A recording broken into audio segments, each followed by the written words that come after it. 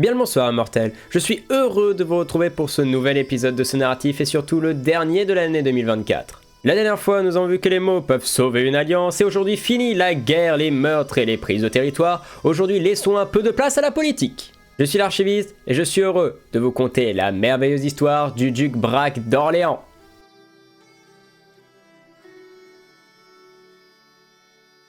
Après de nombreuses années à engueuler son père dû à des différences de point de vue majeurs, Marc signa la paix avec celui-ci et arrêta d'être son rival.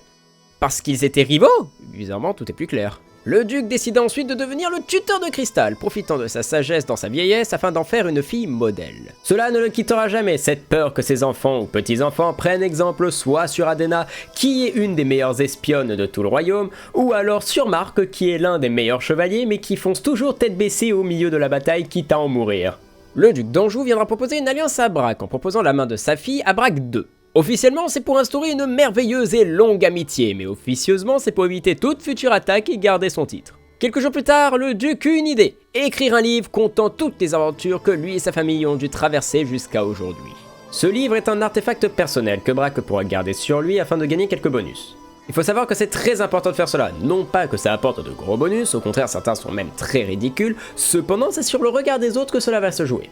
Car si la famille possède un artefact de bonne qualité et surtout très cher, cela renforcera la vie générale et augmentera son importance. Pour cela, il recrutera Bourguine, l'une des meilleures comtesses de la région, et même si le prix est assez élevé, on s'en fiche, la qualité doit être maximale. L'étape d'après était de savoir comment raconter l'histoire. Fallait-il la rendre plus épique, mentir sur certains points comme les défaites ou trahisons, ou alors raconter la pure vérité? Aucune des propositions, c'est la famille qui sera l'élément central de ce récit. Cependant, pendant l'écriture, Bourguine prendra quelques libertés sur une bataille et Marc tira une sale tête en voyant le résultat.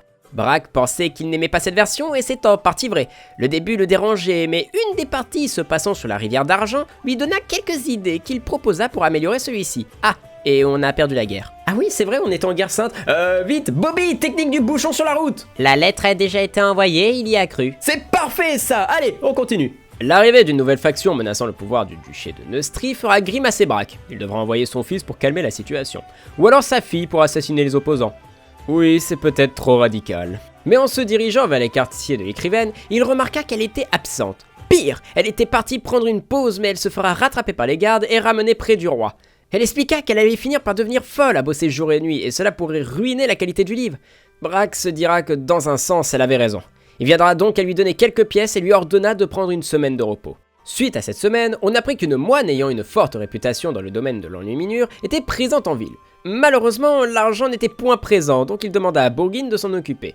Et un choix terrible a dû être pris quelque temps plus tard. Pour éviter une révolte, le duc remplaça Marc par un de ses vassaux qui est nul! Mais genre vraiment nul. Heureusement qu'il n'y a pas de guerre en vue, parce qu'avec un maréchal comme ça, la guerre se serait déjà terminée avant même les premiers combats. Et autre question, pourquoi ils sont tous nuls les vassaux?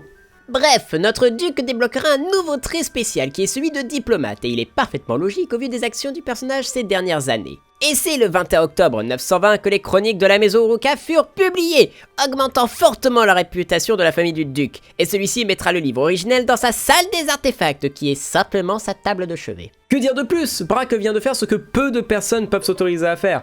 Sa famille vient d'enfin et d'officiellement rentrer dans la légende. Pour la féliciter de son travail, Braque proposa à Bourguine un poste dans sa cour et celle-ci accepta et fut même très honorée de la proposition. Le prince-évêque invitera une nouvelle fois notre duc à une partie de chasse et cette fois-ci ils seront un peu plus nombreux. Cependant, ils devront attendre les retardataires, laissant donc le temps à Braque de s'occuper d'une affaire assez particulière, spéciale.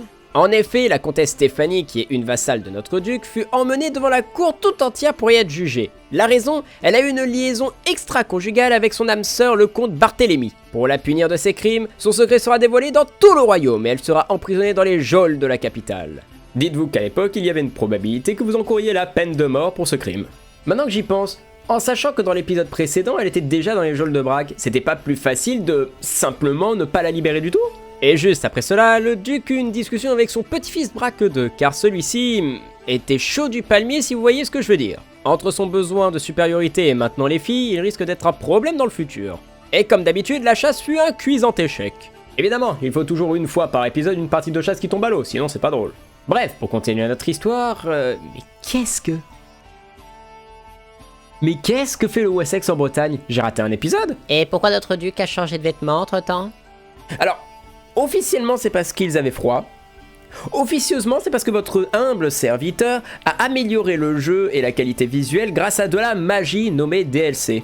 Eh bien, ce qui est sûr, c'est que maintenant on a beaucoup plus de possibilités. On peut faire en sorte que l'un de nos chevaliers devienne notre champion qui nous représentera pendant les tournois, et évidemment Marc fut choisi. On changera même Ticus de poste pour qu'il devienne le chroniqueur de la cour. Son poste de médecin sera pris par Bourguigne. Vous voyez le livre que Braque avait ordonné d'écrire? Eh bien maintenant nous avons la possibilité, avec évidemment un gros paquet de pièces et d'influence, de devenir de véritables légendes connues du monde entier. Si, je vous jure, et c'est le travail de Ticus de prendre note sur toutes les aventures de son père. Oh, mais regardez qui on veut libérer. Alors, je n'ai rien contre vous, mais honnêtement, vous voulez vraiment avoir la réputation de celui qui a libéré une femme ayant commis un crime grave? Tant que vous payez, je ne dirai pas non. C'est l'heure de l'éducation. Braque nommera Valérian en tant que tuteur pour Clémentine, Ticus pour Bobby, et enfin l'évêque Roubaud pour Elisabeth. Au moins il s'assure que sa famille ait un niveau d'éducation au-dessus de celui du collège. Pour notre dose de violence, je vous propose une armée barbare qui vient piller les terres nord de Braque. Celui-ci lèvera une armée et leur fera comprendre le sens de l'expression avoir chaud au cul. Le 23 mars 922, le duc eut la visite de son intendant pour discuter d'un sujet capital. Maintenant que la cour contient nombre de cultures, il faudrait songer à apprendre les langues afin de garantir au mieux la compréhension et éviter toute insulte sur cette génération ou déclaration de guerre alors qu'on demandait simplement l'heure. Braque acquiesça et se livra donc à sa longue quête d'apprendre le hollandais. Et au passage, il aura un nouvel enfant qu'il nommera Mira. Eh bah, il arrive encore à avoir des gosses à son âge. Heureusement que sa nouvelle femme est jeune et elle a encore de grandes chances d'accoucher, parce que sinon j'en connais un qui aurait le somme.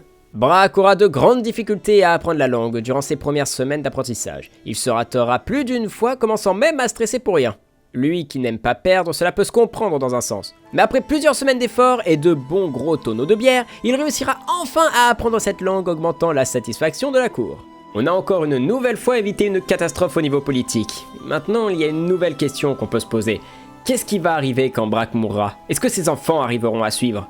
Je dis surtout ça car il est en bonne voie pour terminer son arbre de traits qui le fera devenir un professionnel de la diplomatie. Mais regardez-moi ces stats, sérieusement. On perdrait un élément majeur du duché s'il venait à mourir. Merci d'avoir regardé cet épisode mortel, j'espère qu'il vous a plu. Comme dit au début de celui-ci, c'est la dernière de 2024 et je vais grandement profiter de mes vacances, du coup on se retrouvera dans 3 semaines. Et n'oubliez pas qu'une FAQ est prévue, donc n'hésitez pas à aller les poser en commentaire ou à rejoindre le Discord de la communauté qui sera en description. Passez de bonnes fêtes, c'était l'archiviste et n'oubliez jamais Qu'on vous observe.